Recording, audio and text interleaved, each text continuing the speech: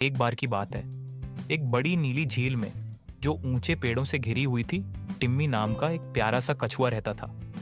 टिम्मी तालाब का सबसे छोटा कछुआ था और उसे हमेशा नई जगहों की खोज करना पसंद था।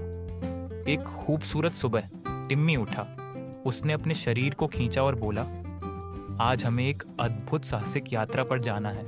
उसने अपना बैग अपनी पसंदीदा मीठी पत्तेदार सब्जियों से भर लिया और चल पड़ा। चलते समय उसकी मुलाकात उसकी दोस्त रूबी द रेड चिमनी से हुई। तुम कहाँ जा रहे हो टिम्मी? रूबी ने पूछा। मैं स्वर्ण कमल खोजने जा रहा हूँ, टिम्मी ने खुश होकर कहा। यह बहुत सुंदर और जादुई है, तो मैं भी आऊँगा, रूबी ने कहा। वे दोनों पत्तों और कीचड़ के बीच से होते हुए आगे बढ़े। अचानक उन्हें एक तेज आवाज सुनाई दी। अगर तुम देखो तो वहां एक मधुमक्खी उड़ रही थी। हाय टिम्मी और रूबी, आप कहाँ जा रहे हैं? बन्नी ने पूछा।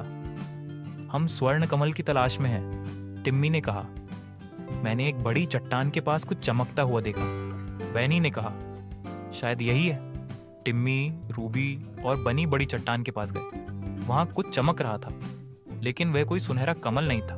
वह कपड़े का एक सुंदर चमकदार टुकड़ा था। यह बहुत सुंदर है, टिम्मी ने कहा, लेकिन हमें अभी भी इसे ढूंढना है। वे आगे बढ़ गए। चलते चलते उन्हें एक चमकता हुआ झरना दिखाई दिया।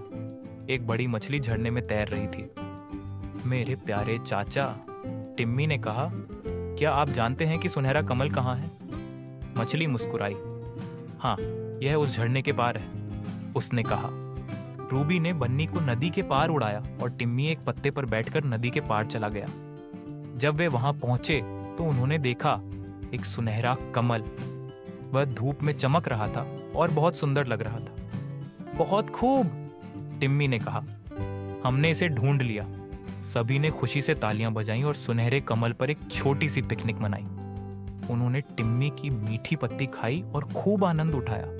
उस दिन से टिम्मी को एहसास हुआ कि सच्चा रोमांच तभी खास होता है जब वह दोस्तों के साथ हो। और स्वर्ण कमल, ये उनका पसंदीदा बैठक स्थान बन गया।